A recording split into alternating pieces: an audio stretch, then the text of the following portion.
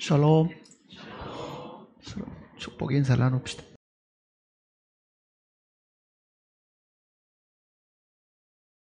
누가복음 15장을 찾겠습니다.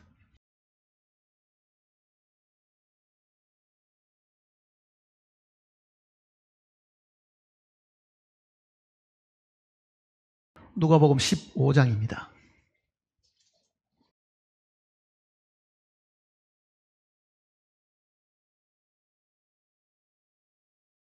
1절 말씀부터 보겠습니다. 모든 세리와 죄인들이 말씀을 들으러 가까이 나오니 바리새인과 서기관들이 수근거려 이르되 이 사람이 죄인을 영접하고 음식을 같이 먹는다 하더라. 예수께서 그들에게 이 비유로 이르시되 너희 중에 어떤 사람이 양 100마리가 있는데 그 중에 하나를 잃으면 99마리를 덜에 두고 그 잃은 것을 찾아내기까지 찾아다니지 아니하겠느냐. 또 찾아낸 적 즐거워 어깨에 메고 집에 와서 그 벗과 이웃을 불러 모으고 말하되 나와 함께 즐기자. 나의 잃은 양을 찾아내었노라 하리라.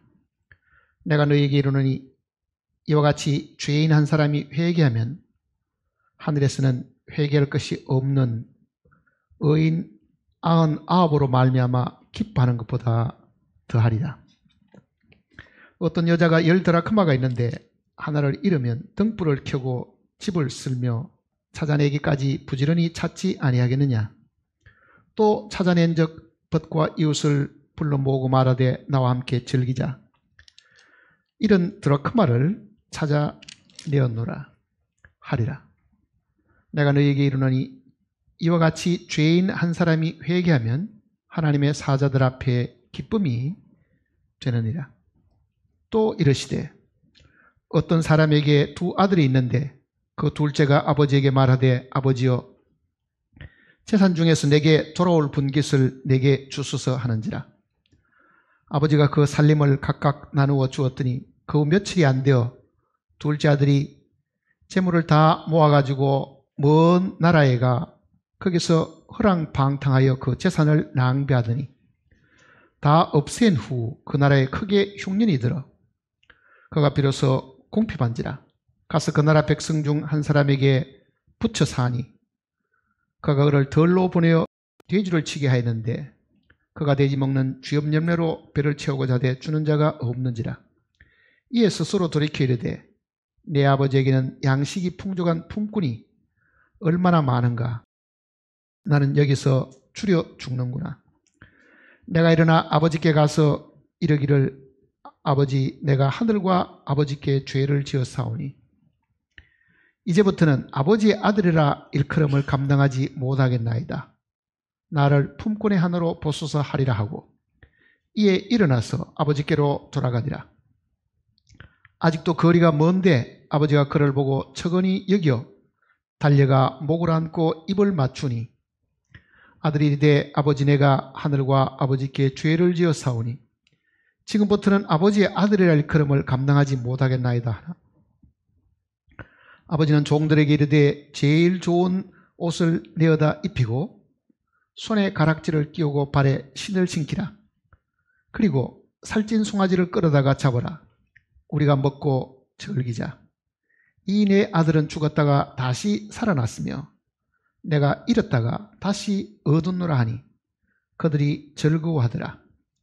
맏아들은 밭에 있다가 돌아와 집에 가까이 왔을 때에 통악과 춤추는 소리를 듣고 한 종을 불러 이 무슨 일인가 물은데 대답하되 당신의 동생이 돌아왔음에 당신의 아버지가 건강한 그를 다시 맞아들이게 됨으로 인하여 살찐 송아지를 잡았나이다 하니 그가 노하여 들어가고자 하지 아니하거늘 아버지가 나와서 권하되 아버지께 대답하여 이르되 내가 여러의 아버지를 섬겨 명을 어김이 없거늘 내게는 염소 새끼라도 주어 나와 내 벗으로 즐기게 하시니 없더니 아버지의 살림을 창녀들과 함께 삼켜버린 이 아들이 돌아오매 이를 위하여 살찐 송아지를 잡으셨나이다. 아버지가 이르되 이에 너는 항상 나와 함께 있으니 내 것이 다 내 것이로되 이 내 동생은 죽었다가 살아났으며 내가 잃었다가 얻었기로 우리가 즐거워하고 기뻐하는 것이 마땅하다 하니라. 이 세 비유는 순서를 바꾸어서는 이해하기가 힘듭니다. 그러니까 주님이 처음 잃어버린 양에 대한 말씀을 하시고 그 다음에 잃어버린 드라크마에 대한 이야기, 그리고 이렇던 둘째 아들에 대한 그 이야기를 기록해 주신 겁니다. 그러니까 이 세 비유가 연결이 되어 있기 때문에요. 하나만 똑 떼가지고 이해하기는 전체 내용을 우리가 놓쳐버리는 경우가 있습니다. 그러니까 이 세 비유가 독립적인 것이 아니고 서로 상호 연결되어 있기 때문에 세 비유를 우리가 다 살펴봐야만 예수님께서 이 비유를 우리에게 들려주셔서 기록으로 남겨놓으신 그 이유를 사실은 알 수 있습니다. 세 가지 비유에다가 순서도 하나님이 정해두셨기 때문에 순서대로 잘 이해를 해야만 마지막에는 이 탕자 비유도 이해할 수가 사실은 있습니다. 세리와 죄인들이 말씀을 들으러 이제 왔는데요. 그 가운데 비난하고 예수님에게 무언가를 이렇게 책잡으려고 함께 있었던 서기관들과 바리새인들도 그들 가운데 같이 있었습니다. 그러니까 비판적이고 또 예수님에 대해서 존경심도 없고 뭔가 책을 잡아서 꼬투리를 잡아서 죽이려고 덤벼드는 이 서기관 바리새인들이 함께 모인 데서 주님이 말씀하셨습니다. 그러니까 그 속에는 세리와 죄인들도 있는데 우리는 서기관과 바리새인 입장에서 있지는 않고 우리는 죄인 입장에서 이 말씀을 생각을 해봐야 됩니다. 죄인 입장에서. 3절을 보시면요.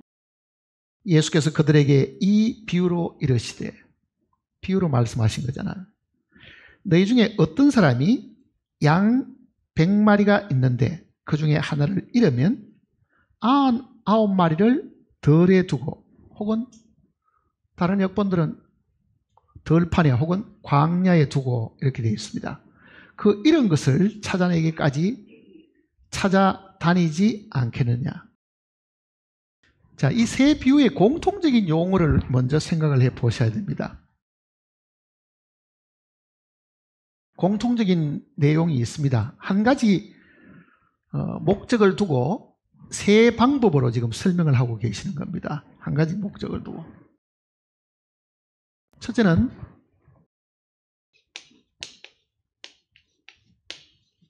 잃은 양이고, 둘째는 잃은 드라크마입니다.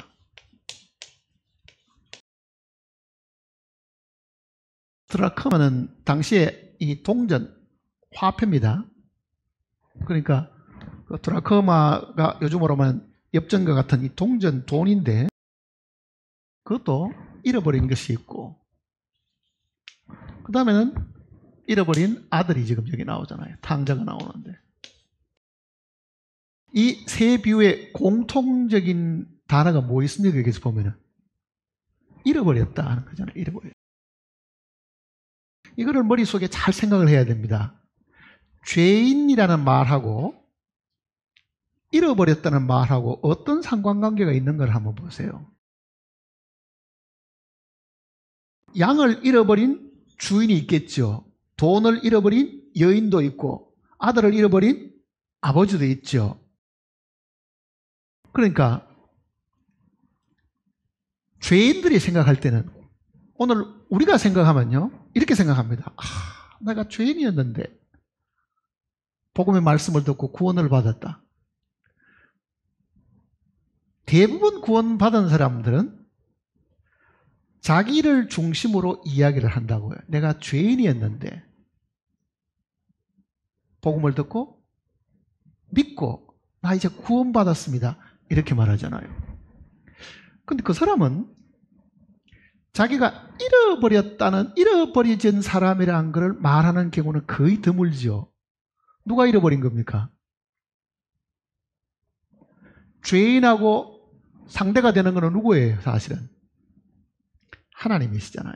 그러니까 이 이야기의 초점은 양에 있고 드라크마에 있고 아들에 있는 것이 아닌데도 우리 입장으로는요, 내가 잃어진 아들 같기도 하고 잃어진 드라크마 같기도, 잃어진 양 한 마리 같으니까 사람 편에서 보면은 잃어버린 게 아니고 그거는 기억도 안 하고 자기 입장만 이렇게 이제 이야기하는 거잖아요. 그러니까 잃었다 하는 그 말의 뜻은 어디에 있습니까? 초점이 하나님께 있는 거죠. 하나님이 잃어버린 어린 양을 찾으시는 겁니다. 하나님이 잃어버린 드라크마를 찾는 거고 하나님이 잃어버린 아들을 찾으시는 겁니다. 그러니까 이 세 비유를 이야기하려고 하면요, 우리 편에서 이야기해야 되는 게 아니고 하나님 편에서 이해를 하도록 먼저 초점을 거기에 두신 겁니다. 하나님이 잃어버린 것이 무엇이냐? 그 얘기입니다. 하나님이 잃어버린 것이 무엇이냐? 그러면은 하나님과 사람이 제일 먼저 있었던 데가 어디입니까? 에덴 동산이죠. 에덴 동산에서 하나님이 뭘 잃어버리셨느냐? 그 얘기잖아요. 하나님이 잃어버린 게 뭐냐? 하나님이 잃어버린 거는요, 아담입니다.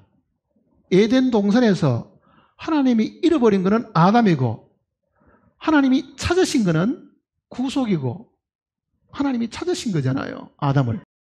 그러니까 예수님이 들려주신 이 포인트는, 초점은요, 죄인 쪽에 있는 게 아니고 하나님 쪽에 있다는 것을 먼저 기억을 하셔야 됩니다. 하나님 쪽에 있다. 자, 내가 집에 귀한 아들이 하나 있는데 잊어버리면은 푹 편하게 잠을 잘 수 있겠어요? 밥이 넘어가겠어? 아들 잊어버렸는데 잠도 못 자고 밥도 못 먹고 그 아이를 찾으려고 하는 굉장한 이 걱정과 근심 속에서 온 길거리를 헤매고 온 동네 사람들에게 물어보고 우리 아이 못 봤냐고 아마 이렇게 이야기할 거라고요. 그러니까 지금 이 이야기의 초점은 하나님이 잃어버리고 난 이후에 얼마나 고통스러웠겠는가, 그 하나님이 얼마나 그 잃어버린 사람을 찾으려고 애를 쓰시고 온갖 방법을 동원해서라도 그 아이를 찾아보려고 했던 그 관점을 설명하고 있는 겁니다. 그럼 사람은 하나님의 관점은 생각 안 하고 자기 쪽에만 생각하는 거예요. 그러니까 자기를 자꾸 높여진 거죠. 자기가 너무너무 괴로워하다가 어느 날 구원받았어요. 모든 사람이 간증하는 내용은요, 하나님이 얼마나 나를 사랑하셨고 하나님이 얼마나 나를 찾으시다가 내가 찾은 바 되었다고 이야기하는 사람들은 100명 간증하는 중에 한 명도 잘 안 나옵니다. 근데 사실은 초점은 어디 있느냐? 하나님께 사실은 있습니다. 그러니까 이 내용을 잘 생각하면은요, 구원이 좀 희미한 사람들도 분명해집니다. 하나님의 입장에서의 이 내용을 들어보면요, 내가 얼마나 구원받은 것이 확실하냐가 아니라 하나님이 나를 구원하신 것이 얼마나 확실하냐는 걸 알면은요, 의심할 것도 한 가지도 사실은 없죠. 사실은 하나님이 하신 것이 얼마나 분명하고 정확하고 그게 역사적인 사실로 남아있다고 하면 그보다 더 가치 있는 것이 사실은 없잖아요. 또 하나 우리는 읽어보면서 관심을 기울일 수 있는 거는요, 양 100마리가 있는데 하니까 이거는 1대 100이죠. 1대 100. 100마리 중에 하나쯤. 이거는 뭡니까? 1대 드라크마 10개가 있다가 한 개 잊어버렸으니 이거는 1대 10이죠. 이거는 둘 중에 하나니까 이렇게 됩니다. 이것도 의미가 있습니다. 주님이 이 비유를 이렇게 100마리 중에 혹은 10개 중에 둘 중에 하나, 뭐하고 비슷한 것 같아요? 온 세상 사람의 죄를 위해서 그렇겠죠, 처음에는. 그러다가 온 세상 사람은 나하고 별로 관계가 없고 우리 가족 중에서 내가 구원을 받았다든지, 둘 중에 하나니까 예수님과 양쪽에 서 있던 이 강도처럼요. 둘 중에 하나라고요, 사실 둘 중에. 그러니까 이 은혜를 알아가면은 그게 많은 사람을 위한 게 아니고 누굴 위한 겁니까? 자기를 위한 거란 걸 사실은 알게 된다. 하나님이 자기를 그렇게 잃어버렸다가 찾는다. 그러니까 가치가 점점점 높아지고 있습니다. 보면은 가치가 높아지고 있는 거잖아요. 자, 그러니까 첫 번째 비유를 잘 보시면은 두 번째 비유를 깨닫기가 쉽습니다. 이 첫 번째와 두 번째를 잘 이해하면은 세 번째 비유는 훨씬 더 이해하기가 쉽습니다. 첫 번째 비유부터 이제 한번 보십시다.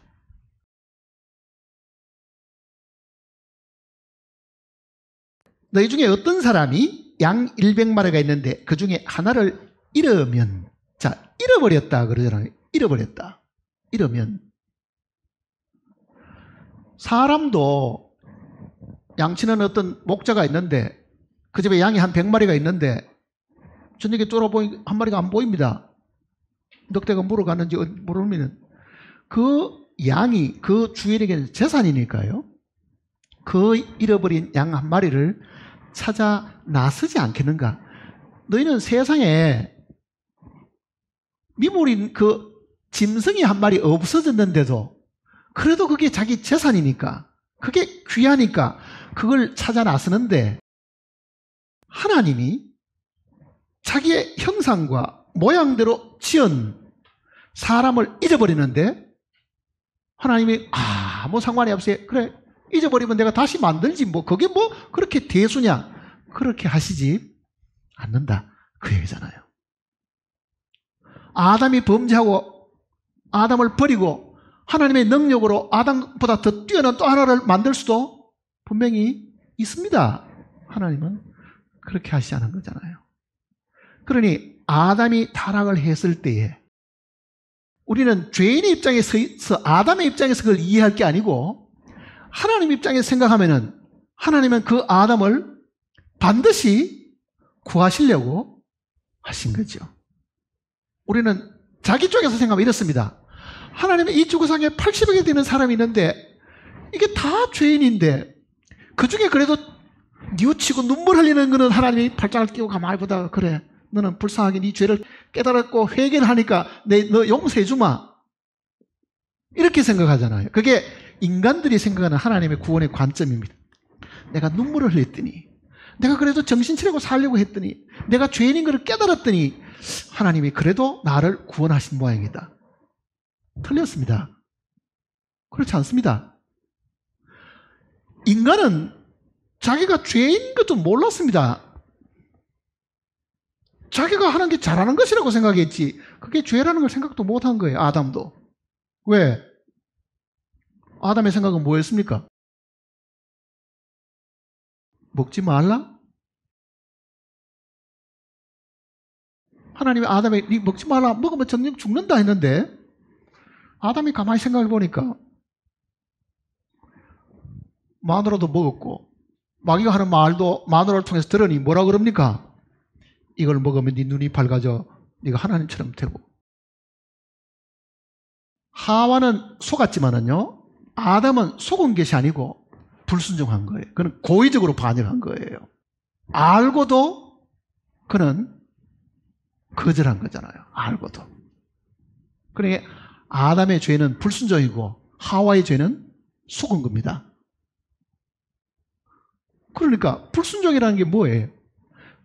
나는 하나님 말씀 안 듣고 내 갈 길은 내가 알아서 하겠습니다. 내가 왜 하나님 말씀을 들어야 되느냐고. 나도 머리가 있고 나도 생각이 있고 나도 판단이 있는데 왜 내가 당신 밑에 들어가서 그 권위 밑에 지시를 따라야 되느냐. 그러니 나는 그 하나님의 간섭, 하나님의 권위, 이거는 그도 치우고 나는 내 갈 길을 내가 가겠습니다. 그게 아담의 범죄입니다. 아담의 범죄는 보통 죄하고 다릅니다. 살인하고 가늠하는 거하고 다른 거예요. 엄청난 죄지요, 사실은요. 그러니까 인간이 하나님 없이 독립해서 자발적으로 살겠다고 독립선언한 겁니다, 사실은. 하나님 없이 살겠다. 근데 그것이 하나님이 보실 때는 뭐 한 겁니까? 이게 집 나간 거예요. 집에 있으면 아버지가 잔소리하고 시키라고 뭐라 말 안 듣다고 계속 혼내키고 하니까 요즘도 아이들 어떻습니까? 집에 있는 걸 싫어하고 나이가 차면 다 차라리 저 하숙집 얻어가 가기를 원하지 집에서 부모 간섭 받기를 다 싫어하는 게 젊은 애들도요. 왜? 너무너무 잔소리를 많이 한다 그러잖아요. 잔소리를 많이 한다. 옳은 소리가 자기는 잔소리로 들리고 귀찮고 간섭하는 걸 들리니까 다 싫어하는 거예요. 아담도 그랬습니다. 왜 하나님 나한테 간섭하는데 내가 알아서 할 텐데 그 얘기잖아요.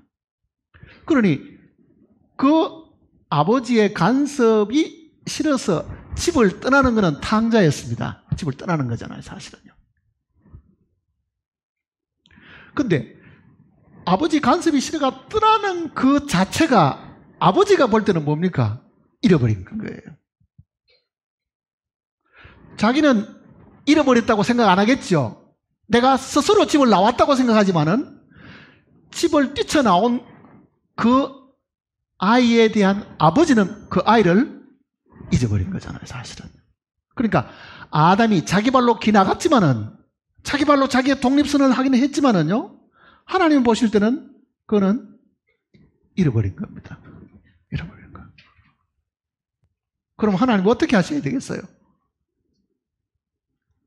찾아 나서야 되겠죠. 그러니까 이 탕자를 찾아 나서기 위해 가지고 앞에 두 가지가 있는 거예요. 그 아들이 집에 들어오도록 하기 위해 가지고 그 아들을 찾아서 집에 데려오려고 그 앞에 두 가지 내용이 있다는 이야기입니다. 자, 이 세 가지 비유를 이제 같이 이제 섞어서 한번 읽어보면 이렇습니다. 집 나가게 되면 아버지가 잃어버린 것인데 이렇게 이야기합니다. 탕자 이야기를 이제 한번 보십시다. 24절을 보면요.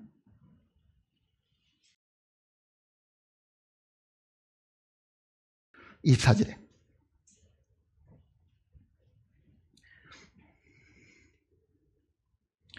이 내 아들은, 자, 아버지 입장입니다. 이거는 하나님 입장에서 하는 이야기입니다. 하나님 입장에서 죄인이 돌아오면은 이 하나님이 잃어버린 그 자식에 대해서 뭐라고 이야기하고 있는 걸 보세요. 같이 읽어볼까요? 이 내 아들은 죽었다가 다시 살아났으며 잃었다가 다시 얻었노라. 자, 잃은 것하고 또 뭐하고 똑같습니까? 죽은 것하고 그 얘기입니다. 그러니까 하나님이 볼 때 하나님 집을 떠나버린 이 탕자는 아버지가 볼 때는 잃어버린 것이기도 하고 뭐라는 얘기입니까? 죽은 것이다. 그 얘기입니다. 왜 그렇습니까? 네가 이것을 먹으면 정녕 죽으리라. 그거는 잃어버리진다는 겁니다. 잃어버리진 거죠. 그리고 죄를 지었죠. 죄의 삭은 뭡니까? 사망이잖아요. 그러니까 아버지를 떠나서 집 떠나는 거는요, 아버지 편에서 보면 이게 잃어버린 것이고 자기는 아버지 생명에서 떠나는 거잖아요. 그러니까 생명이신 아버지께로부터 떠나버리니까 당사자는 뭐예요? 죽은 것이 되는 거예요. 그러니까 우리가 죄로 말미암아 죽었다는 그 말은 우리 쪽의 이야기고 하나님 편에서 보면 그게 뭡니까? 잃어버린 거잖아요, 사실은. 그러니까 하나님은 잃어버리고 우리는 생명의 근원이신 아버지께로부터 떠났으니까 죽은 겁니다. 그러니까 나는 죄의 삭스로 말미암아 죽은 사람인데 이 아버지의 이 표현이 하나님의 마음을 그대로 지금 써놓은 겁니다. 내가 잃었다가. 그러니까 우리는 뭐라고 말해야 돼요? 허물과 죄로 우리는 죽었던, 이렇게 얘기하죠. 우리는 허물과 죄로 죽었고 아버지는 보면 잃었고. 자, 자식이 집 밖에 나갔습니다. 길을 잃어버렸습니다. 아이 키우다가 잃어본 적이 있습니까? 저는 그런 경험이 어릴 때 몇 번 있었습니다. 뿔뿔뿔 나가보고 없는 거예요. 세발 자전거 타고 가보고 없으니 온 교회 식구들한테 연락해가지고 아이 좀 찾아달라고 부탁하니까 온 동네를 다 헤매고 다니는 거지. 아이는 세발 자전거 타고 엎드 자고 있는 거죠. 아이는 잃어버린 걸 알아요, 몰라요? 왜? 자기는 부모 입장에 서 있는 게 아니잖아요. 그리고 부모는 잊어버렸는데 지는 그걸 모르고 있는 거예요. 누가 더 답답해요? 부모가 답답습니까? 자식이 답답습니까? 이거를 성경이 이해하도록 우리에게 가르쳐 준 겁니다. 하나님이 더 답답하시다, 그 얘기입니다. 아담을 잃어버리고 난 이후에 아담보다는 하나님이 더 괴로우시고 더 걱정이 많이 생겼고 그 잃어버린 자식을 찾아 나서게 되었다. 하나님 입장을 지금 설명하는 겁니다. 그런데 아담이 뉘우쳤겠어요? 그러지도 않았습니다. 아담의 생각과 관계없이 잃어버렸으니까 찾아와야 된다는 것이지, 그 아담이 어떤 생각을 하고 있느냐는 것은 하나님의 관심이 아닙니다. 어쨌든 잃어버렸으니까 찾아야 된다.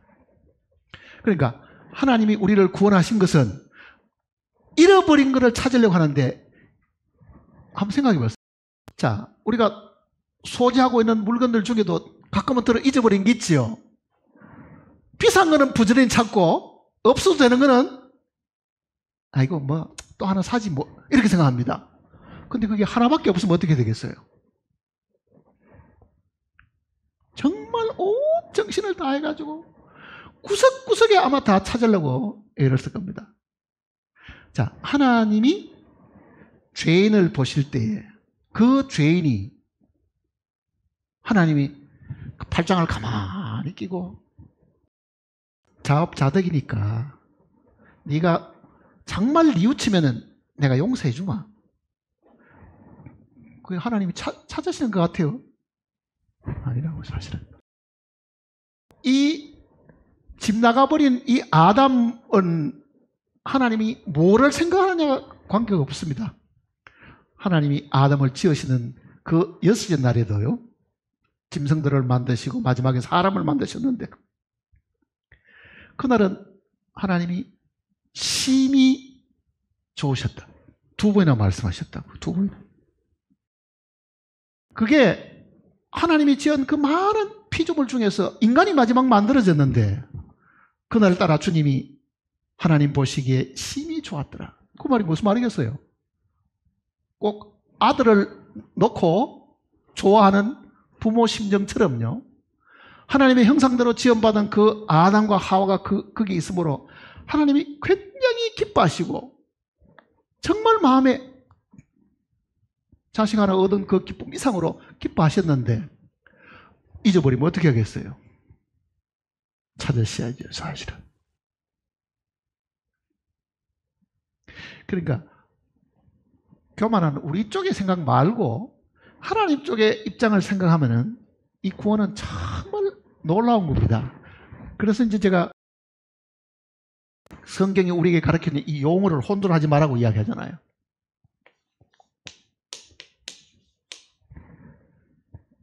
구속이라는 단어와 이게 비슷한 단어가 아닙니다. 다른 단어입니다. 그런데 우리는 성경에 이 단어가 구분되어 있는데도 뭐 그게 그거고 하고 같이 사실은 생각하지만 이거는 의미도 다릅니다. 사실은요. 의미도. 구속을 받았다, 구원받았다, 같을 것 같아요? 다를 것 같아요? 구속했다, 구원했다, 같은 말 같아요? 다른 말 같아요? 같기도 한 것 같기도 하고 조금은 글자도 다르게 생겼으니까 뭐 다른 모양이다. 뭐 이렇게 생각할 수 있을 겁니다.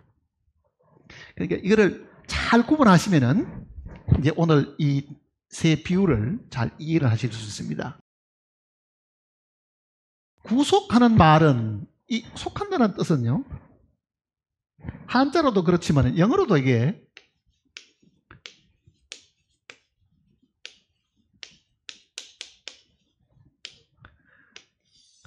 redemption 하는 이런 단어가 있습니다. 요게 re 하는 영어에 re가 붙은 거는요, 모든 영어에 re가 동사 앞에 re가 붙으면 이거는 다시라는 뜻입니다. 다시. construction, 건축한다는 뜻이지요. reconstruction, 재건축이거든요. 다시. 그러면 앞에 re가 붙어 있으니까 이거는 다시라는 의미가 들어있죠. 다시. redemption이라는 거는 값을 치르고 다시 산다, 이런 뜻입니다. 돈을 지불하고 다시 산다. redemption. 그러니까 구속은 대가를 지불하고 이거를 되찾는 겁니다. 대가를 지불하고 되찾는 겁니다. 이거는 우리가 하는 게 아니고 누가 하는 겁니까? 잃어버린 분이 그거를 되찾기 위해 가지고 대가를 지불하는 겁니다. 그러니까 이거는 하나님과 관계되는 용어입니다. 하나님이 구속하신 것이잖아요. 하나님이 구속하신 것. 그러니까 구속이라는 단어는 하나님 편에서 우리를 지불하고 그 대가의 값을 지불하고 그거를 되찾아오는 것이 잃어버린 하나님 편에서 하는 것입니다. 자, 아담을 잊어버렸습니다. 그러면 하나님 능력이 있으니까 아담아, 너 왜 여기 있느냐? 집에 가자. 이렇게 데려올 수 없습니다. 왜 그렇게 했어요? 왜 못 데려옵니까? 아담을, 하나님께서. 하나님이 아담을 어떻게 데려왔습니까? 보세요. 아담의 불순종은 하나님의 법의 죄지요. 죄의 삭은 뭡니까? 사망이잖아요. 그러니까 아담이 죄를 지었다, 불순종했다는 것은 사망이니까요. 하나님이 그 아담을 다시 찾으려고 하면은 죄의 삭을 지불하고 찾아올 수밖에 없는 겁니다. 아담을 찾아오는데도 죄의 삭을 지불해야 되는데 죄의 삭이 사망이니까 하나님이 자기가 죽으셔가지고 찾아와야 되는 거예요. 자기가 죽어 찾아와야 되는 거죠. 그러니까 찾는데도 그냥 야, 너 왜 밖에 놀고 있니? 빨리 집에 가자. 손을 잡고 온 게 아닙니다. 사망은 반드시 거기에 따르는 대가를 지불해야 되기 때문에 아담의 이 불순종이 죄고 그 죄에 대한 삭은 사망이기 때문에 그 사망을 주고 가져와야 됩니다. 그 사망이 뭡니까? 사망을 대신할 수 있는 것은 생명이잖아요. 그게 피라는 이야기잖아요. 피. 사망을 대갚으려고 하면은 생명을 내놔야 되니까 그 생명을 내놓고 찾아오신 거예요. 그러니 하나님도 자기의 말씀에 묶여 있는 거잖아요. 하나님이 자기의 법에 묶인 거죠, 사실은요. 그래서 하나님도 의로우신 분인 겁니다. 법에 따르는 정당한 대가를 지불하고 찾아오는. 그러니까 갚고 지불하고 찾아오는 그 지불하는 것이 죄의 삭신 사망을 내놨으니까, 죽음을 내놨으니까 성경은 우리에게 뭐라고 합니까? 우리를 피로 값주고 사셨다. 고린전서 한번 보세요. 고린전서 6장을 보시면요,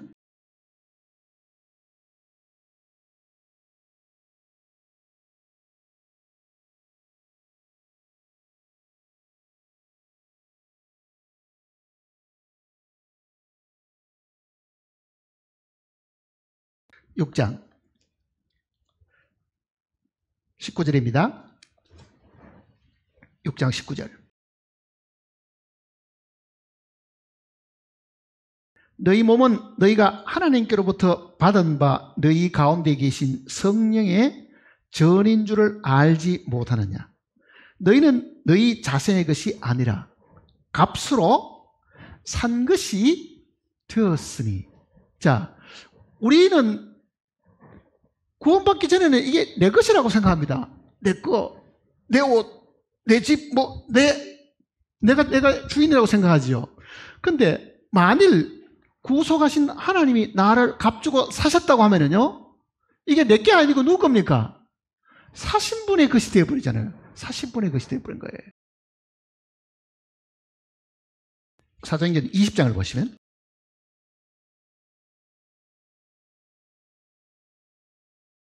사도행전 20장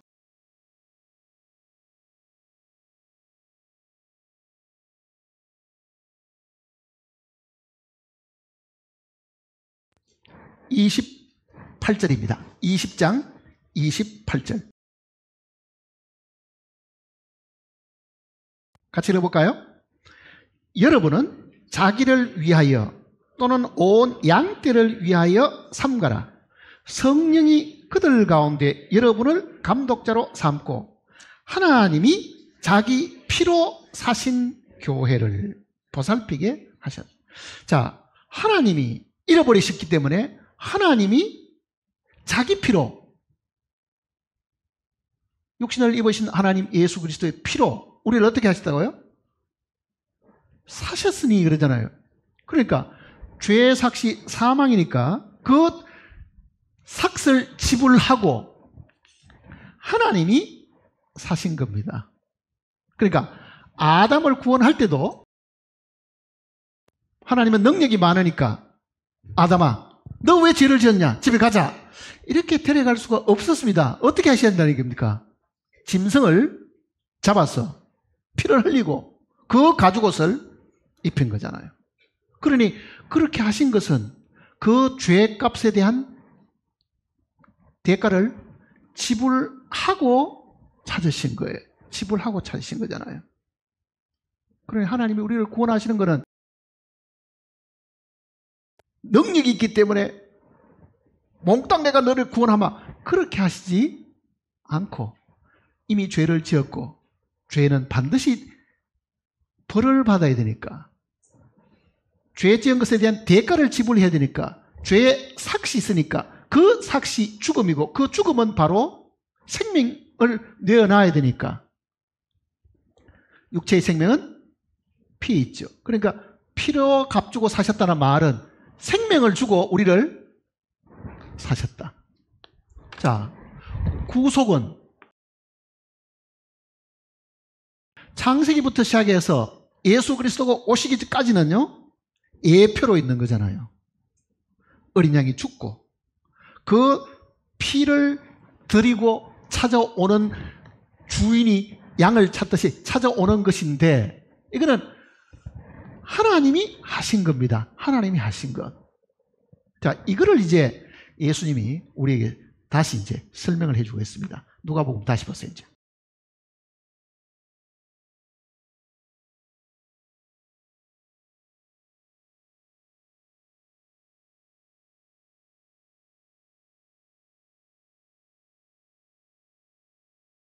누가복음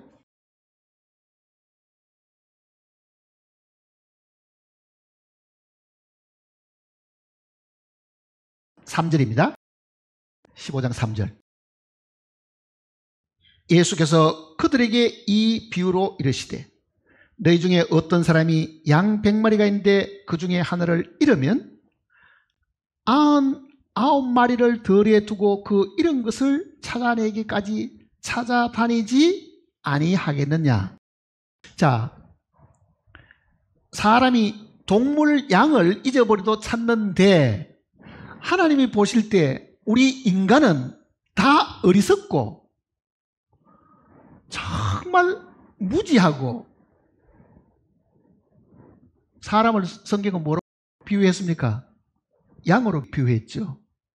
그러니 이사야서 54장을 보면은 우리는 다 양 같아서 그릇 행하여 각기 제 길로 갔거늘. 그 말이 무슨 말입니까?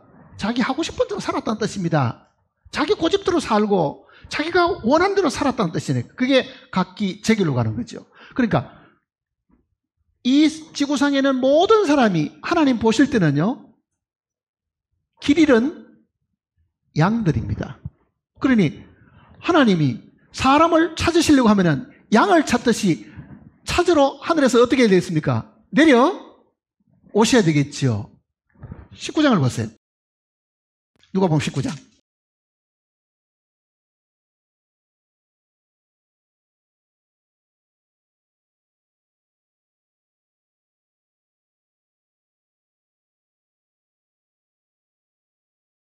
(10절을) 같이 읽어볼까요? 인자가 온 것은 잃어버린 자를 찾아 구원하려 함이라. 인자가 온 것은, 즉 하나님인 내가 지금 이 땅에 온 거는 너희가 사람도 잃어버린 양을 찾는데 나도 잃어버린 인간 양을 찾으러 왔다 그러잖아요. 잃어버린 양을 찾으러 왔다.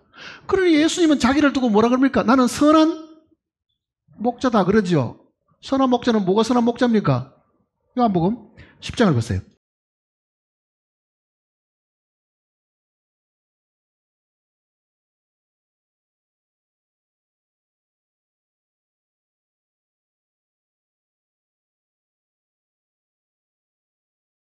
요한복음 10장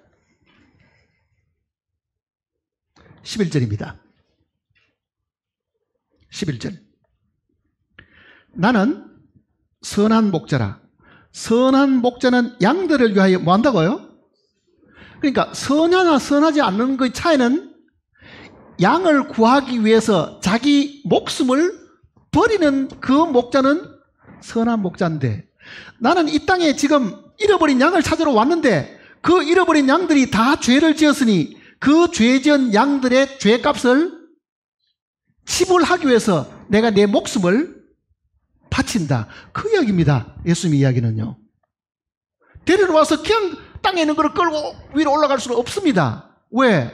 그 양이 이미 율법을 어긴 하나님 앞에는 죄인이 되어버렸고 죄의 삭을 치불하지 않고는 찾을 방법이 없잖아요. 17절을 보세요. 내가 내 목숨을 버리는 것은 그것을 내가 다시 얻기 위함이니.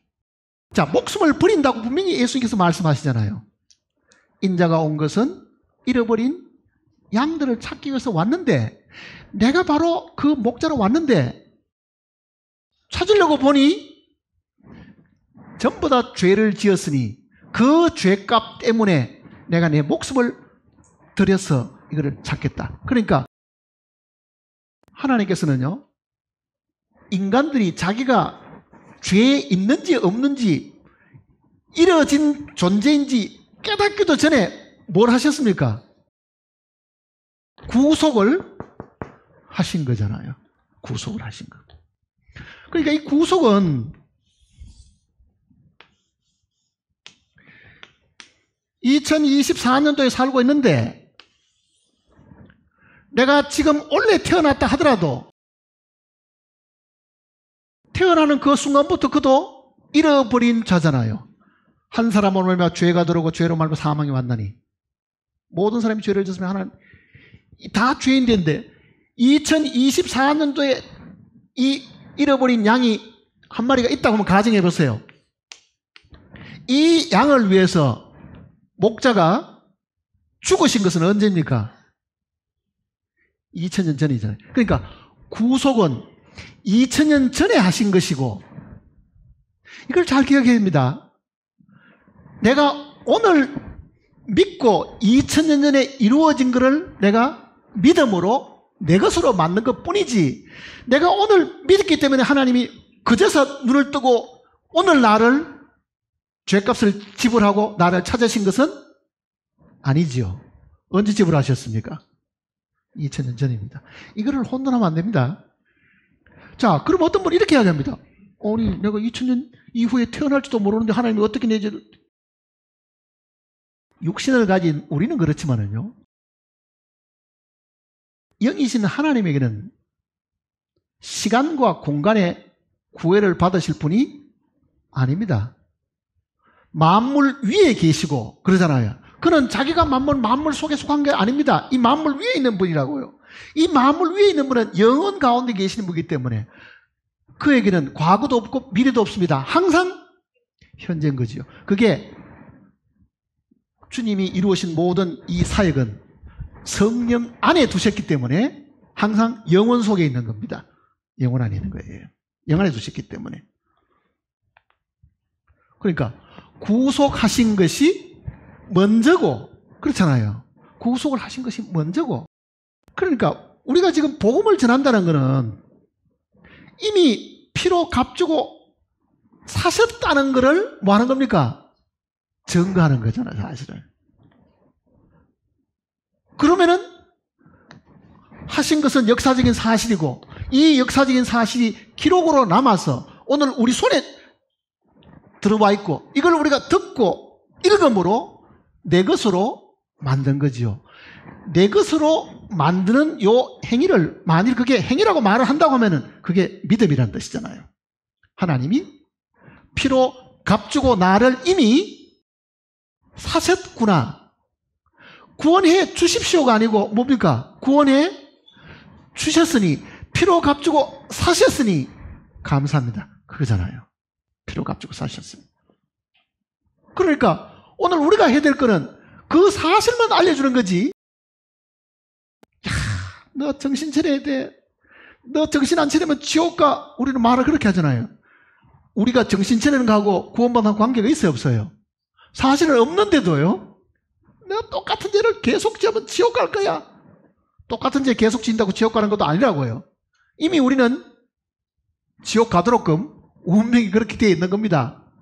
태어날 때부터 이미 이뤄져 있고 죽은 자들이잖아요. 태어날 때부터.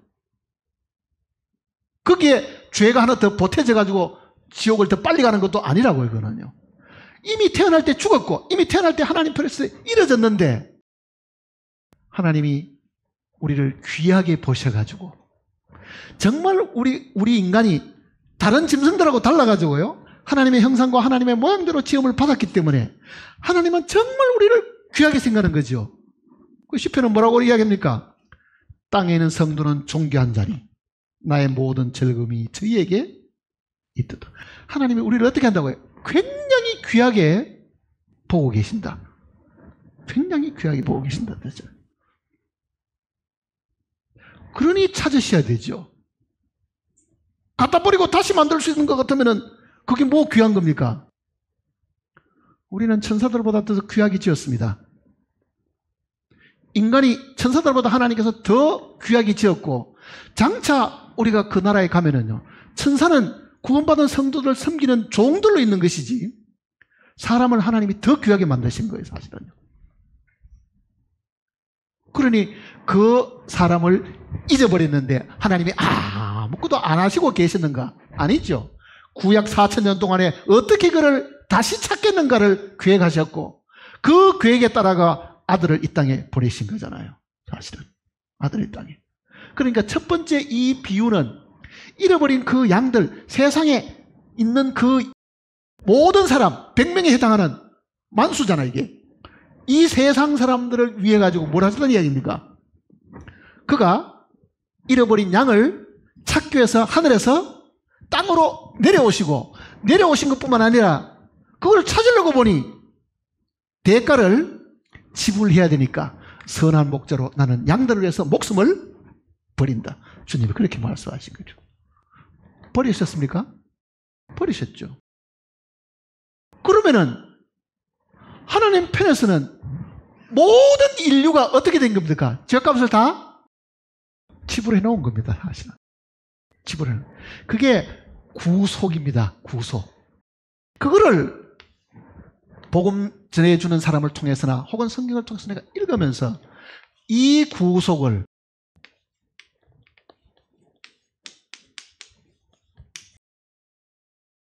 내가 받아들이는 거잖아요. 내가 하나님께부터 받아들이는 거죠. 그러니까 용서해 놓으신 것, 피로 값주고 사신 것을 듣고 하나님이, 내가 하나님의 이름을 부르기도 전에 이미 나를 값주고 사셨구나 하고 그거를 자기 것으로 받아들이면은 그거는 개인에게 뭐가 된다는 얘기입니까? 구원이 된다는 겁니다. 자, 구원을 받았습니까? 라는 말은 무슨 뜻입니까? 하나님이 당신을 구속하신 것을 당신 것으로 삼았습니까? 그 말입니다. 내가 믿을 때 구원해 주는 게 아니잖아요. 나는 하나님 이름을 부르기도 전에 그는 이미 구속을 하신 것이다. 근데 구속을 다 했는데도 듣고도 거절하는 사람도 있고 혹시 못 들은 사람도 있으면은 그거보다 더 불행한 일이 없습니다. 그러니 이 사실을 못 들어가지고 멸망당하는 사람이 없도록 우리는 책임감을 가지고 전해야 되는 거죠. 전해야 되는 그 부분입니다. 그러니까 이 첫 번째 비유는 이 세상의 모든 사람들이 양들인데 100명이 되는, 즉 꽉 차 있는 이 지구상의 모든 사람들이 다 우리는 다 양 같아서 그릇 행하여 각기 제 길로 갔거는 여호와께서는 우리의 무리의 죄악을 그에게 담당시키셨습니다. 그것도 과거잖아요. 우리 무리의 죄악은 죄값입니다. 그 죄값을 예수 그리스도가 자기가 자기 피로 죄값을 지불하고 우리를 사셨다. 그게 우리만 그렇겠느냐? 계시록 5장을 한번 보세요.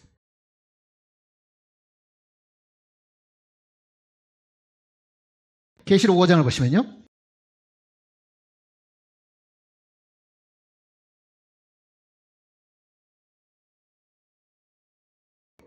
하늘의 천군 천사들이 지금 주님이 구원하신 이 사실을 찬양하는 내용이 여기 기록되어 있는 겁니다. 이거는 성도들이 찬양하는 게 아니고 하늘에 있는 천군 천사들이 하는 겁니다. 네 생물들과 24장류들 보세요.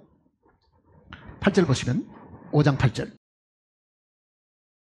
그 두루마리를 취하심에 네 생물과 24장로들이 그 어린 양 앞에 엎드려 각각 금은고와 향이 가득한 금대접을 가졌으니 이 향은 성도들의 기도들이라. 그들은 네 생물과 24장로들입니다.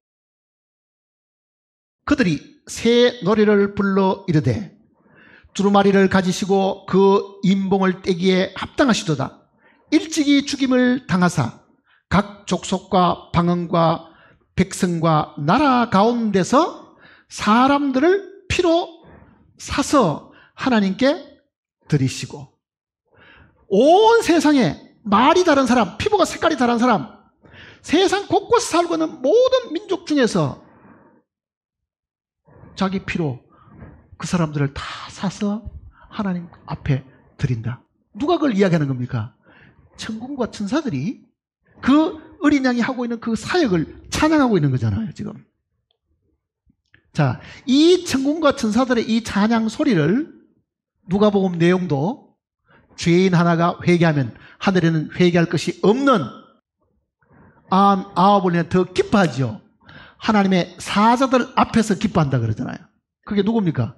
천군 천사들도 주 예수 그리스도가 자기 생명을 들여가지고 온 방언과 백성과 많은 민족 가운데서 하나님께 구원받은 그 사람들을 드리니까 그 천사들도 그게 너무 탐복스러워가지고 그거를 기뻐해서 찬송을 부르고 있는 거죠. 자, 이 내용을 먼저 우리가 알면은 누가복음 내용도 훨씬 더 쉽게 이해할 수 있습니다. 누가복음 다시 보세요. 이제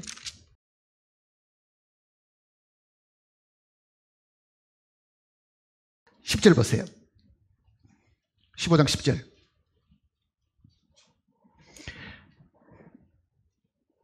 내가 너희에게 이르노니 이와 같이 죄인 한 사람이 회개하면 하나님의 사자들 앞에, 하나님의 천사들 앞에, 그 뜻입니다, 기쁨이 되느니라. 우리는 계시록 5장 그 내용을 읽어보면 분명히 하늘에 있는 천군 천사들도 주 예수 그리스도의 그 사역을 통해 가지고 너무너무 기뻐하고, 한 사람이 오늘도 구원을 받았다 그러면은요, 어린 양의 이 십자가의 그 사역이 헛되지 않았구나. 그 보혈 때문에 오늘도 한 명이 주님께로 돌아왔구나. 기뻐한다는 뜻이잖아요. 놀랍게 표현해놨죠, 사실은. 놀랍게. 다시 이제 앞에 보세요. 4절 보시면요. 15장 4절. 너희 중에 어떤 사람이 양 100마리가 있는데 그 중에 하나를 잃으면 99마리를 덜에 두고 그 잃은 것을 찾아내기까지 찾아다니지 않겠는가. 자, 주님은 한번 찾다가 못 찾으면 그냥 버리는 게 아니고 어떻게 한다고요? 끝까지 찾아가지고, 그 뜻입니다. 끝까지 찾아가지고. 그러니 하나님 편에서 죄인을 찾는 것을 포기하신 일은 없습니다. 사람이 포기하지 않으면 하나님은 절대로 버리지 않습니다. 그러니 멸망당하는 것은 죄인이 그거를 거절하고 죄인이 그거를 덩하니 여기기 때문에 그렇지요. 하나님이 포기하는 일은 없습니다, 사실은요. 그러니까 분명히 여기도 이런 것을 찾아내기까지 찾아다니지 아니하겠냐. 또 찾아낸 적 즐거워 어깨를 메고 집에 와서 그 벗과 이웃을 불러 모으고 말하되 나와 함께 즐기자. 나의 이런 양을 찾아내었노라. 그러니까 찾은 바 되면은 주님도 굉장히 기뻐하시죠. 왜? 자기 사역을 통해서, 자기가 피 흘린 그 사역을 통해 가지고 죄인 하나가 돌아왔다. 그러면 주님 편에서 어떻어요? 내가 피 흘린 것이 헛되지 않았다. 그러잖아요. 내가 대신, 생명을 내가 대신 지불했는데 이게 정말 헛되지 않고 너 정말 잘했구나. 구원받은 것도 하나님께 칭찬받습니다. 구원받은 것도 하나님의 기쁨이니까. 7절 보세요. 내가 너희에게 이르노니 이와 같이 죄인 한 사람이 회개하면 하늘에서는 회개할 것이 없는 의인 99으로 말미암아 기뻐하는 것보다 더하리라. 자, 어린 양은, 잃어버린 이 양은요,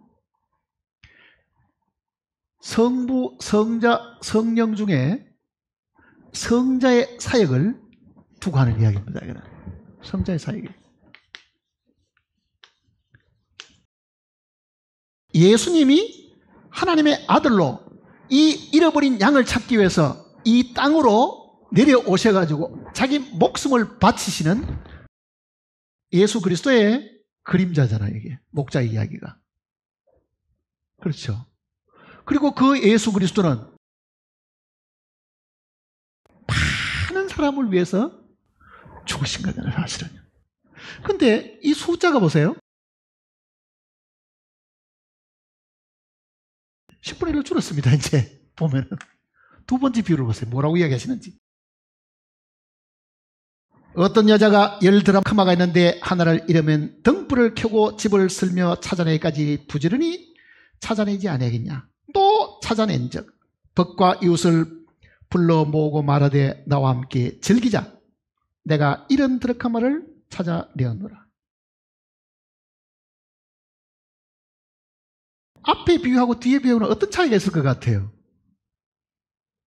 자, 앞의 비유는 이 땅에, 이 세상에, 이 광야에 하늘의 하나님이 하나의 미랄로 이 땅에 오셨고 선한 목자로 잃어버린 양을 찾기 위해서 이 땅에 오신 예수님의 모습이지요. 근데 이 두 번째 비유는요, 성령에 대한 이야기입니다. 성령.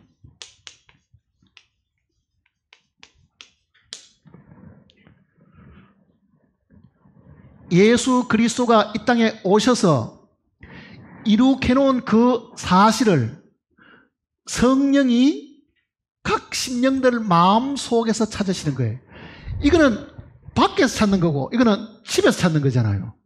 2000년에 이 땅에 오신 그 사실을 성경을 통해서 성령이 각 심령 속에 이 사실에 등불을 비추어 가지고 깨닫게 해주는 거예요. 그러니 우리는 예수님이 해놓으신 그 사실은 온 인류를 위한 거잖아요. 어떻게 보면요, 세상 죄를 지고 가는 하나님 어린 양이니까. 근데 성령은 믿는 자 속에 역사하시는데요, 사실은 믿는 자 속에 성령이 우리 속에 들어온 것은 이 땅에 성령이 다 내려오셔도 모두가 다 성령을 받은 것은 아니지요. 지금은요. 그렇잖아요. 그러니까 이거는 밖에 주님이 오셔서 우리를 위해서 해놓으신 사실들이고, 이거는 이루어진 그 사실을 등불을 켜고 하는 그 등불은 성령의 사역이거든요.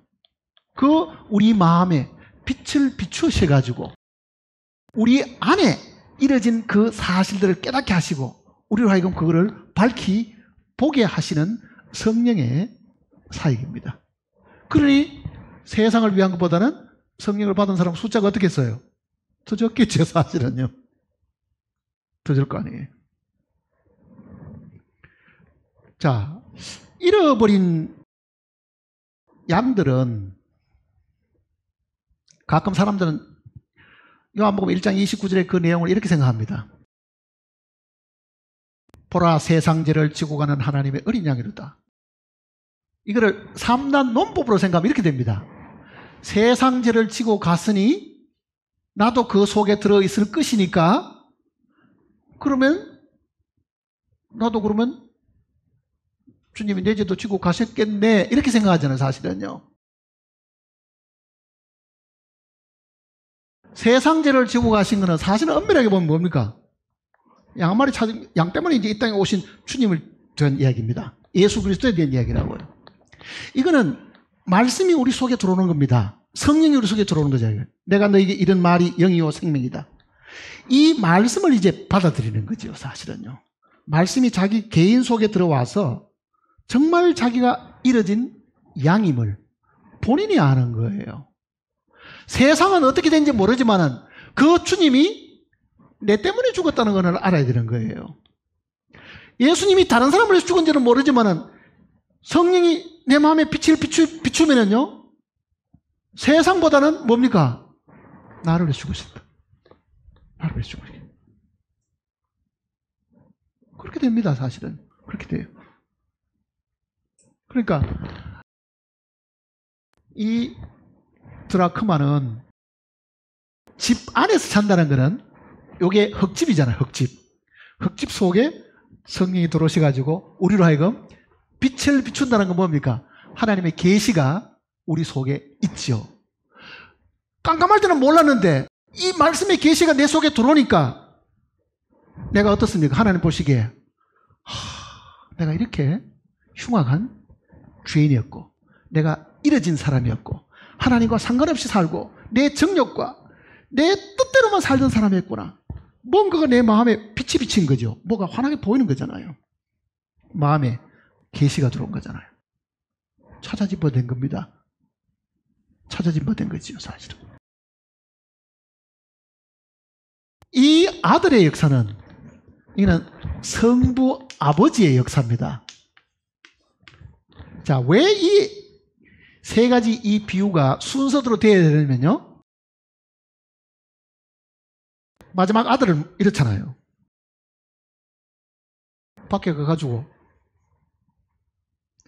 허랑방탕하게 살다가 깨달았습니다. 뭘 깨달았습니까? 내가 아버지 집에서 너무 멀리 객지에 나와가지고 내가 지금 이 고생을 하는 거는 아버지 집에서 떠나 있다는 것을 알은 거예요. 사람들은 이 사실을 깨달아야 되는데요, 뭘 깨달느냐 하면 대부분 내가 죄 지었어, 내가 좀 거짓말했어, 내가 뭐 조금 남을 좀 미워한 적이 있어. 남을 미워하고 도둑질하고 거짓말하는 이유는 집을 떠나가 살기 때문에, 고와 같이 살기 때문에 먹을 거 없으면 도둑질하고 누가 나를 괴롭히면 나도 더불어 같이 악을 품고 싸우고 하는 겁니다. 죄 짓는 결과가 어디 있는 겁니까? 집을 떠나 있기 때문에 그런 거예요. 사실은요. 탕자가 마지막에 알은 거는 그거잖아요. 내가 아버지 집에서 너무너무 멀리 객지에 떠나 있다. 그러니 우리가 정말 깨달아야 되는 거는 뭡니까? 내가 얼마나 많은 죄를 지었냐가 아니라 오늘 내가 이렇게 신세가 처량하고 고달프고 괴롭고 답답한 그 이유는, 이렇게 외로움이 있고 정말 마음속에 양심에 고통이 있는 이유는 내가 아버지 집에서 떠나 있다. 그거는 각자가 깨닫는 거잖아. 각자 깨닫죠. 빛이 마음에 비치니까 성령이 내 속에 들어와서 등불을 켜가지고 나로 하여금 멀리 떨어진 걸 보여주니까 그 마음 속에서 그 마음이 일어나죠. 아버지 집으로 돌아가야 되겠다. 아버지 집으로 돌아가야 되겠다. 자, 한번 생각해 보세요. 아버지 집으로 돌아가는데 제가 이 탕자 이야기를 읽을 때 과거에도 그런 이야기를 한번 했죠. 탕자 아버지는 진짜 마음이 좋은 사람이다. 내 같으면은 야 이놈아, 그 많은 돈을 네가 주색 잡게 하고 다 써?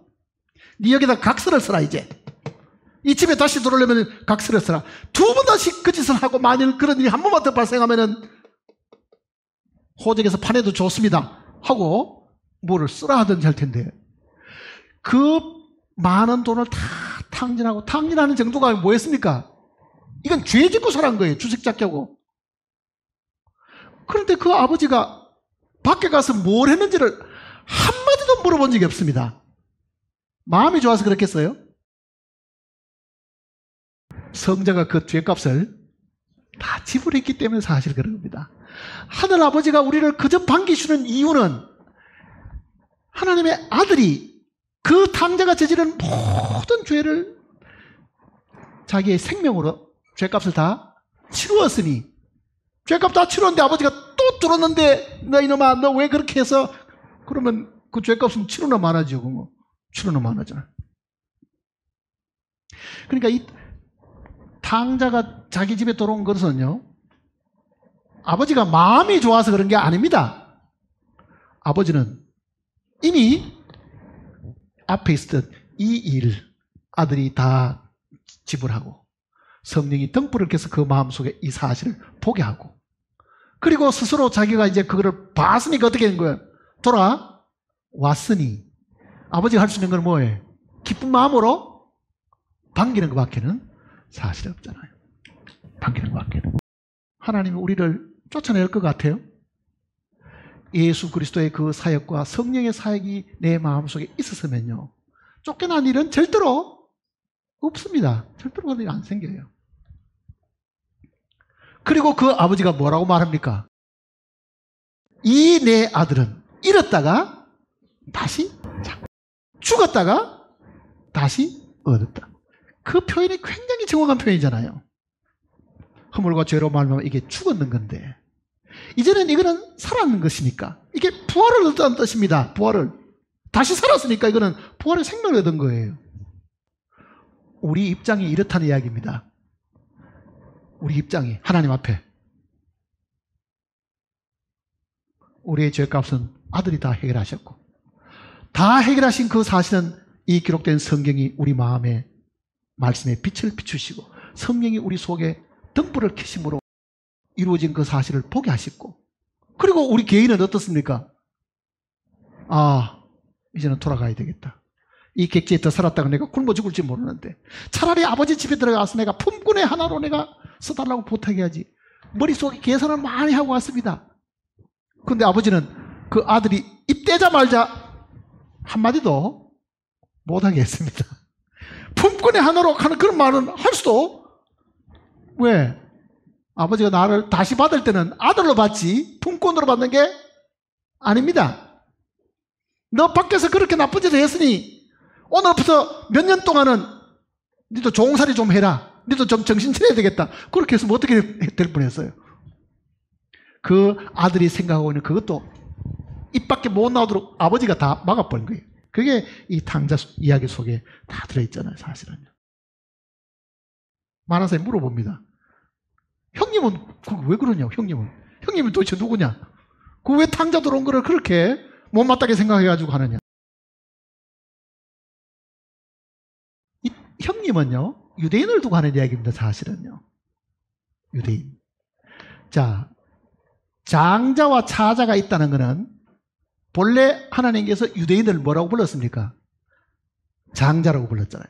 장자라는 말은 차자가 있다는 것을 전제하는 거지요. 차자는 우리 이방인들입니다. 근데 이 장자는 뭘 했는지를 보세요. 25절 보시면요. 25절. 마다들은 밭에 있다가 돌아와. 어디 있다가 왔습니까? 자, 아버지가 굉장히 부자인데 이 탕자 형은 왜 밭에 가서 일을 했을까요? 종들도 많은데. 성경 속에 아무 의미 없는 단어가 없다 그랬잖아요. 밭에서 돌아와. 아버지 섬긴다고 뭐 했겠어요? 자기도 밭에 가서 열심히 땀 흘렸겠죠. 그게 율법 지키고 사는 겁니다. 자기 행위로. 그렇잖아요. 그러니까 유대인들은 하나님께 열심히 있으나 지식을 좇은 것이 아니요. 하나님의 의는 모르고 힘써 자기 의로. 그러니 내가 아들 둘이 또 한동안 나가보고 없고 나라도 있으니 우리 아버지를 내가 열심히 섬기고 뭘 해야 되게? 율법 지키고 사는 겁니다. 율법 지키고. 그래서 밭에 있는 거예요 지금. 집에 있어야 될 아들이 밖에 가 있는 거지. 밖에 가서. 율법 지키는 게 얼마나 힘듭니까 그래. 그러니 이 묻는 질문이 이렇습니다. 아니 나는 밭에 가서 이렇게 고생을 하는데 나는 하나님의 계명을 지키기 위해서 밤낮 주야로 지금 땀을 흘리면서 죄 안 지려고 지금 애를 쓰고 율법 지키고 있는데 아니 밖에 가서 죄 짓고 살고 온 저 아들은 하나님이 살찐 송아지를 잡고 그게 말이 됩니까 하고 따지죠. 아버지가 뭐라 그럽니까? 내 것이 다 네 것인데 내 것이 다 네 것이나 뭡니까? 네가 일 안 해도 먹고 살 수가 있는데 그 말이 뭐예요? 네가 율법을 지키지 않고도 내 은혜로 살 수가 있는데 그 말입니다. 그는 아버지의 은혜를 무시하고 자기 노력으로 살은 거예요. 율법 지키고 살은 거지 사실은. 그래서 밭에 가 있은 겁니다. 은혜로 삽니까? 노력으로 삽니까? 그러니까 지금 오늘 우리가 이 말씀을 가만히 읽어보면 하나님 입장에서 우리를 어떻게 구원하셨고 잃어버린 아들을 어떻게 받아들이신 것을 안다고 하면요. 내가 성경 구절 몇 구절 몰라도 됩니다. 하나님 마음만 우리가 조금만 볼 수 있으면요. 우리는 그 앞에 무릎을 꿇지 않을 수가 없잖아요. 다 해놓으셨으니까. 한 가지도 빠뜨리지 않고 다 해놓으셨고 여기 지금 해놓은 게 뭡니까? 보세요. 이게 22절 보세요. 아버지는 종들에게 이르되 제일 좋은 옷을 내어다 입히고 자 구원의 옷도 입혀주셨겠죠. 그 다음에는 손에 가락지를 끼우고 이거는 상속에 대한 약속입니다. 그렇잖아요. 발에 신을 신기고 옛날에 종들은 다 맨발로 걸어 다녔습니다. 신을 신긴다는 것은 그 종의 위치에서 벗어난다는 뜻입니다. 세상에 종노릇하고 살던 우리가 이제는 다시 신발을 신게 되었다. 더 이상 이제는 굶주리고 배고파가지고 종살이하는 거기서 벗어났다는 뜻이잖아요. 그리고 살찐 송아지를 끌어다가 잡아라. 우리가 먹고 즐기자. 자, 살찐 송아지를 잡아라. 그 살찐 송아지는 우리 주님이시잖아요, 사실은요. 주님이시거든요. 주님으로 만족하는 겁니다. 주님으로 만족하는 것.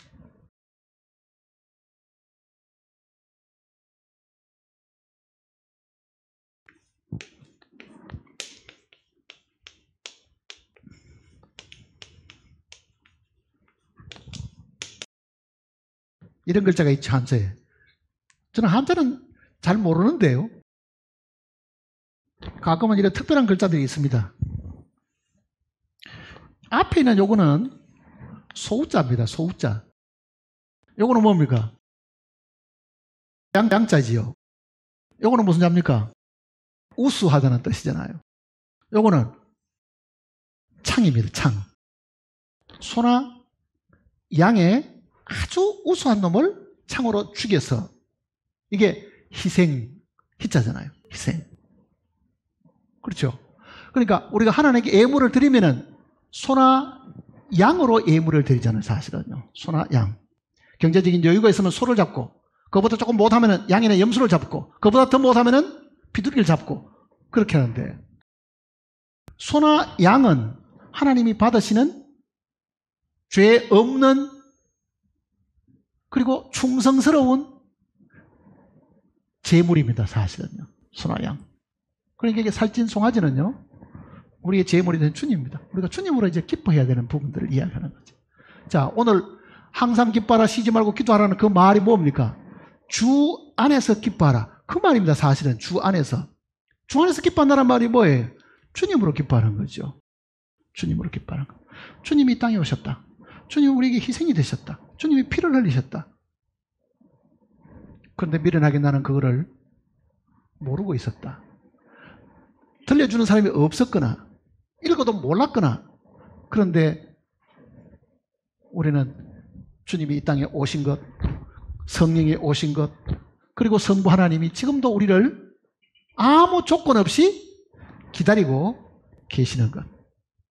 지금 뭐만 하면 됩니까? 마음에 말씀의 빛이 비추어가지고 성령이 나로 하여금 이루어졌다는 걸 보여주기만 하면은 그 다음 뭐 하는 겁니까? 돌아서기만 하면 되는 거잖아요. 탕자가 돌아서는 것이 무엇이냐? 그게 회개입니다. 회개는 이제부터 나쁜 짓 안 하겠습니다, 서운하고 맹세하는 것이 아닙니다. 객지에서 돌아서서 아버지께 돌아오는 그게 회개입니다. 생각을 바꾸는 거예요. 생각을 바꾸는 거예요. 돌아섰습니까? 나의 가는 길이 세상으로 가다가 주님께로 돌아섰습니까? 아버지 집에 다시 들어왔습니까? 그 아버지 집에 다시 들어와 살면은 그 사람보다도 더 복된 사람이 없죠. 왜? 모든 것이 그 집에는 다 예비되어 있잖아요. 자기가 노력할 필요도 없고, 내가 필요한 것은 그 속에 다 있으니 이제는 그 안에서 나는 누리기만 하면 된다. 이게 우리가 얻은 하늘의 복입니다. 우리가 얻은 하늘의 신령한 복이라고요. 우리는 예수 그리스도를 기업으로 받은 거죠. 사실은 예수님을 기업으로 받았어요. 예수님을 우리가 상급으로 받은 거예요. 이거를 마음속에 잘 생각하시고 오늘 이 만찬에 참여하시기를 바랍니다. 만찬은 우리가 늘 생각을 한쪽으로 이 초점을 모으는데, 만찬은 주님의 피와 주님의 살, 이 두 가지잖아요. 주님의 피와 주님의 살. 피.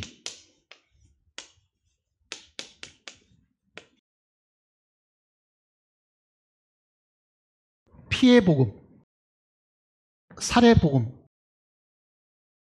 피의 복음은 죄에 대한 삭을 지불하는 거잖아요. 죄에 대한 삭을 지불. 이거는 우리의 모든 죄를 해결하는 부분들입니다. 살은 뭐냐? 내 살을 먹고 내 피를 마시지 않으면 하는 그 주님의 살은 뭐냐? 이거는 우리가 얻는 생명입니다. 영생을 두고 하는 얘기입니다. 영원한 불멸의 생명입니다.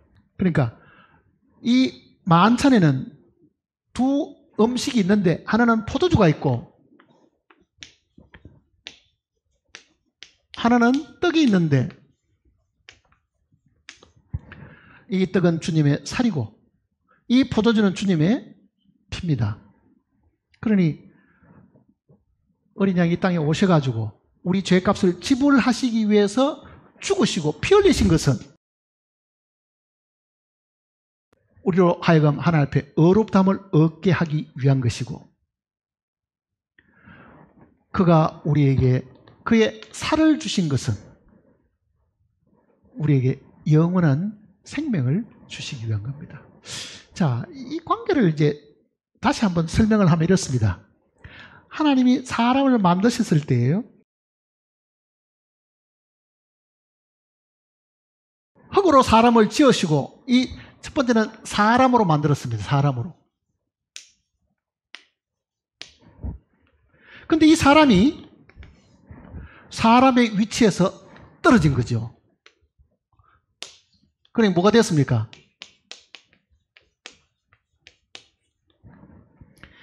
사람이 된 겁니다.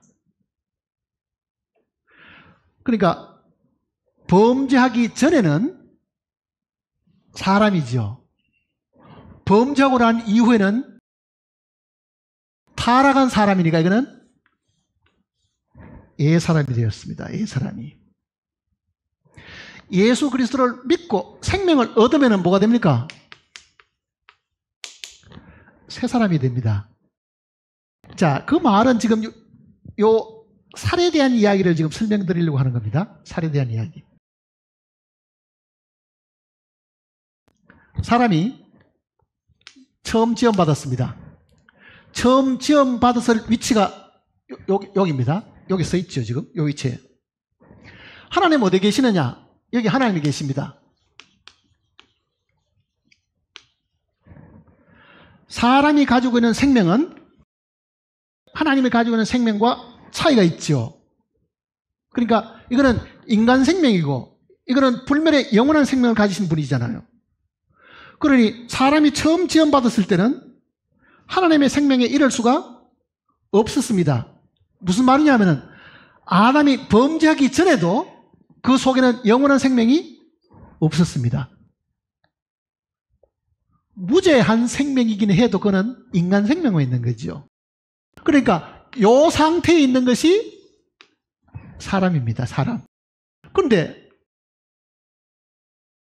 죄를 짓고 툭 하고 떨어졌습니다. 이 위치에서 툭 떨어지니까 이게 뭐가 되는 겁니까? 사람이 된 거죠. 하나님은 아담이 선악과를 먹지 않고 생명나무 열과를 먹었으면요, 하나님과 더불어 어떻게 됩니까? 영원한 생명을 얻게 되는 거예요. 그런데 영원한 생명을 얻기 전에 툭 떨어져가지고 사람이 되었으니 하나님이 하실 일은 한 가지가 아니고 뭡니까? 두 가지가 되었습니다. 뭘 하셔야 돼요? 이 위치에 다시 끌어올려 놓는 것이 죄 없는 상황이잖아요. 죄 없는 상황. 타락하기 전이죠. 그러니까 죄를 없애주는 것이 뭐냐? 그게 무죄한 거잖아요. 무죄한 그 상태를 성경에는 어렵다고 이야기한 거죠. 어려운 상태. 그러니 설령 아담이 범죄하기 전이라도 무죄한 상황이기는 해도 그 속에 하나님의 생명이 없으니까 처음 생명나무 과실을 만드신 그 목적이 다시 이루어지려고 하면은 여기에 끌어올려가지고 뭘 하셔야 되겠어요? 생명을 주셔야 됩니다. 그게 부활의 생명입니다. 그게 살이라고요. 살. 주님의 살. 내 살을 먹고. 그러니까 주님이 우리를 위해서 해놓으신 것이 두 가지죠. 크게 보면은 하나는 피 흘리심과 죽으심으로 말미암아 우리의 죄의 문제를 해결하셨고, 다시 부활하셔가지고 우리로 하여금 거듭나게, 즉 영원한 생명을 얻게 하셨으니 우리는 새 사람이 되었습니다. 누구든지 그리스도 예수 안에 있으면 새로운 피조물이라. 새로운 피조물이라. 그러니까 오늘 우리가 마시는 이 포도주는 우리의 죄의 문제를 해결해서 하나님 앞에 우리를 어렵담을 얻는 것이고, 하나님이 우리를 보실 때 무죄 상태에 이르게 해준 겁니다. 죄값을 다 갚았으니까 너는 무죄다. 그 말이 어렵담을 얻는 거잖아요. 그렇다 하더라도 무죄면 뭐 하겠어요? 무죄 상황에서 또 죽으면 무슨 소용이 있겠어요? 그러니 죽지 않도록 하나님과 같은 영원한 생명을, 동일한 생명을 얻도록 하시기 위해서 그가 이 땅에 오신 겁니다. 이 땅에 오셔가지고 내가 하늘의 미랄로 땅에 와서 내가 죽으면 뭐 한다고요? 많은 열매를 맺고, 그러니 주님의 몸이 찢겨져서 땅속에 들어가서 몸이 찢겨지고 깨어질 그때에 그가 가지고 있던 이 하늘의 생명을 우리에게 부활하시면서 나누어 주시게 된 겁니다. 그러니까 떡을 뗄 때는 나는 영원한 생명을 얻어서 하나님과 같은 이 불멸의 생명을 내가 얻어서 이제는 죽지 않는다. 나를 믿는 자는 죽어도 살겠고 무릇 살아서 나를 믿는 자는 영원히 죽지 않는다. 그 영원히 죽지 않는 그 생명을 주시기 위해서 이 땅에 오셔가지고 몸이 부서졌다는 이야기입니다. 미랄이 땅 속에 들어가서 깨트려져야만 그 속에서 생명이 나오는 거잖아요. 그러니까 오늘 이 자리에 오신 분들은 정말 영광스러운 자리에 초대받았다고 생각하셔야 됩니다.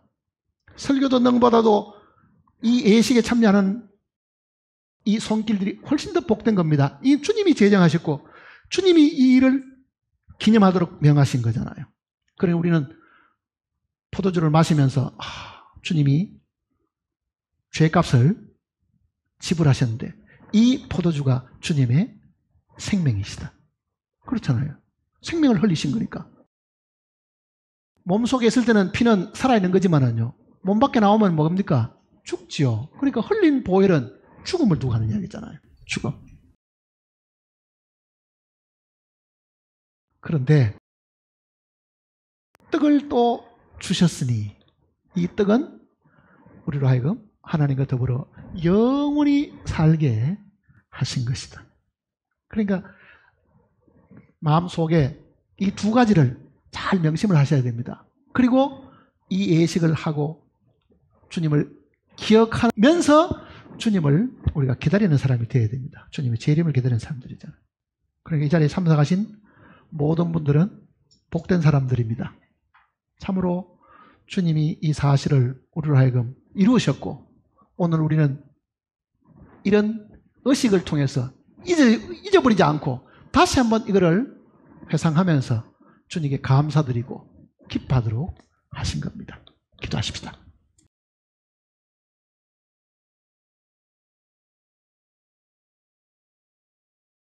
하늘에 계신 살아계신 아버지 하나님, 하나님이 살아계심으로 우리 모두도 생명을 얻고 숨을 쉬고 활동하고 움직이고 있습니다. 우리가 하나님께 하나부터 열까지를 모두를 다 받았건만은 우리는 하나님 앞에 늘 감사하는 삶이 없고 항상 부족하기 때문에 불평과 원망과 오히려 하나님을 시험하는 그런 일들로 하나님의 마음을 아프게 할 때가 더 많았습니다. 우리의 모든 어리석음을 주님께서 용서해 주시고 이 시간 주님께서 명하신 대로 우리가 함께 떡을 떼고 잔을 나누면서 주님의 죽으심과 부활하심을 다시 한번 기억하고 우리에게 베푸신 그 은혜를 다시 한번 찬양하고 마음속 깊이 우러나오는 감사를 드리는 시간이 되게 도와주시옵소서. 주님 오시기 전에 참으로 우리 모두가 이 예식에 참여하는 이 마음으로 남은 육체의 기간도 살도록 도와주시옵소서. 우리의 평생에 이 사실을 늘 기억하고 살다가 주님 만나게 도와주시옵소서. 떡을 떼는 손길마다 주님이 복을 주시고 그 마음에 원하는 바가 무엇인지 주님이 아시오매 소원을 들어주시고 이 땅에 사는 동안에 참으로 주님으로 인해서 늘 기뻐하고 즐거워하고 감사하는 삶을 살도록 인도해 주시옵소서. 우리를 죄악 가운데서 구원하신 주님께서 우리를 통해서 영광을 받으셨고 우리 모두는 죄의 사함으로 말미암은 그 해방의 기쁨을 만끽하는 시간이 되게 복을 내려 주시옵소서. 우리 주 예수님의 크신 이름으로 기도드립니다.